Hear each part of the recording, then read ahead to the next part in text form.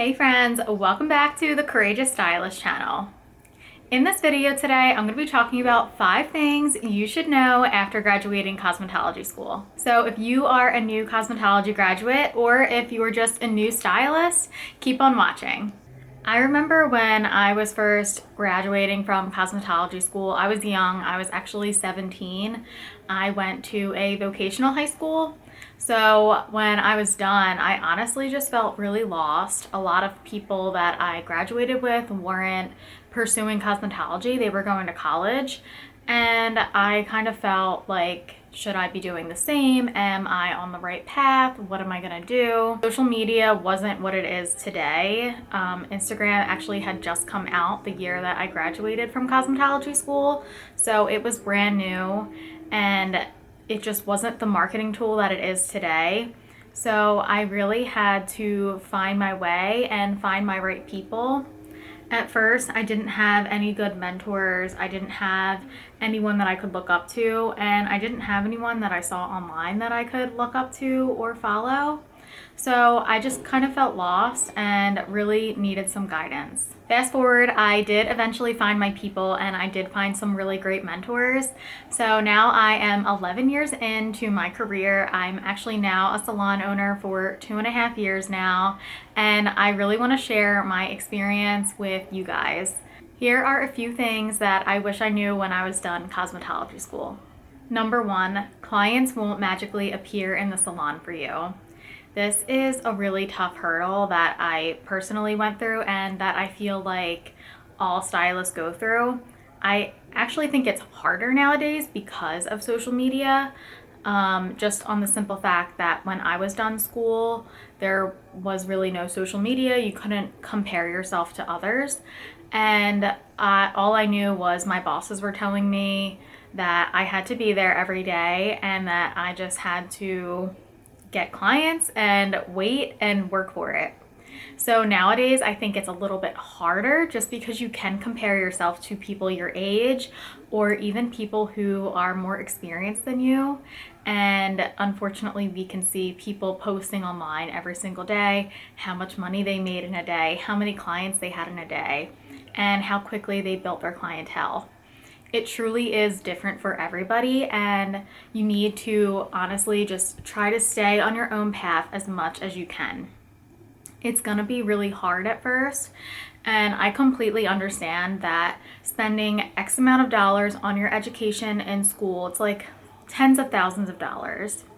And then also you have a state license and you are skilled and you are available to take clients. And unfortunately, they don't just pull up and sit at the salon and wait for you to be ready for them. So it's really just a lot about patience and just staying true to your own path. At that stage in my career, I honestly felt like a failure, and I want you to know that you're not a failure if you don't have a lot of clients right now, if you're still new and building. That is completely normal. It's very rare for someone to come out of school and have a full clientele. In order to do that, you would have to really be hitting the streets every day, talking to people, networking, and really just trying to reel people in. And it's just something that's very rare to do. The best way to build your clientele is consistency and practice. So every time that you don't have a client in your chair, I want you to take out your mannequin and I really want you to start working on your skill set and taking as much videos and photos as you can of your work, because you want to show it off to potential customers and even the customers that you already have. They want to see that you're really driven and that you're taking your time to always practice on your skill set and your craft. Number 2, shadow as many salons as you can. Most people don't land their dream salon right after school. And that goes with any career. Most people aren't getting their dream job right when they graduate college. So don't feel like you have to work at the best and perfect salon. I want you to focus in on getting a job at a salon and taking that as the opportunity of a learning lesson. So if it just so happens to be your dream job right after school, then that's honestly amazing and I'm so happy for you. If you're working at a salon, that could be maybe not the best place for you, maybe it's not the best environment, you're still learning something. You're learning that that's not how you want to run a salon one day. You're learning that that's not how you want to do things as a stylist. But you're always learning something. So it's really important to work at a salon and start to build up your resume and start to build up little things in your toolbox in your mind that you can always utilize later. And if you are working at a salon that you don't love, it doesn't have to be the end all be all. While you're working there, you can still work there and make your money, but also shadow and learn at other salons.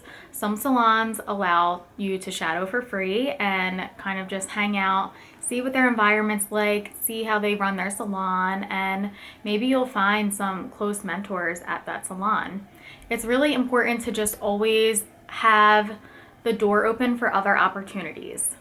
Number 3, network, network, network. I cannot stress how important enough it is to network in our industry. This piggybacks off of number 2. So I was basically just saying that if you shadow, then you might connect and network with other stylists at that salon. The more stylists that we know in our area, the more it levels up our industry. It's very important for us as stylists to form more of a community versus a competition.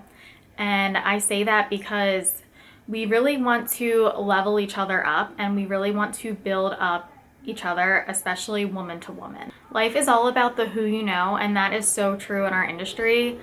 It seems very big, but it's also very small at the same time, that you want to make sure that you have positive connections with others in your area. Even if you don't vibe with people in your area and stylists in your area, we now have social media and you can make connections with stylists all around the world. All it takes is just a friendly DM. I've made plenty of stylist friends all over the world just by being friendly and messaging and just basically saying like, oh my God, I love your work, you're incredible. And then that kind of opens up the door to connections. Number 4, take as many classes as you can. I know you're probably thinking, girl, I literally just spent a fortune on my education and now you want me to get more education? What are you talking about? So first, I want you to find something that is budget friendly for you. Everyone's budget is different. And nowadays, we are so fortunate. We have a lot of free education just on the internet. You can go to YouTube University, TikTok, Instagram. There are so many free little tips and tricks. I love education so much and I love teaching as well. And one of my goals is to offer low cost or even free education as well. So that's basically what I'm doing with this platform is I want to educate as many stylists as I can, just like you, just because I feel like everyone should have the opportunity to learn and expand their education. The more you know, the more tools you add to your toolbox, which is your brain. Number 5, you're gonna mess up a lot. It's gonna suck and you're probably gonna cry a lot. I'm telling you that from firsthand experience. My first couple years of being a stylist, I cried all the time and it was not fun. I felt like a failure. I felt like I didn't know what I was doing. I didn't have any clients and I just felt lost. I was not happy. I wasn't making a lot of money. Fortunately, I was young, so I still lived at home with my family, so I didn't have a lot of bills to pay. I didn't have kids to take care of, but still, when you are an adult, you want to make a decent amount of money, and I was definitely making minimum wage. I want to read you this quote, and I'm going to hold my phone up so that I don't butcher it, but the master has failed more times than the beginner has even tried. I know it's a cheesy quote, but honestly, sorry, something on my face. I am a quote girl. I live by quotes. That just like gets me through life. The quote is honestly really true though. So I have been doing hair for 11 years and you wouldn't imagine how many times I mess up whether it be hair or customer service, client interactions. You just make mistakes, and that's how you learn. For me, it was really hard because I am such a perfectionist. It took me a long time to get through the hurdle of realizing that I have to mess up before I get good or great.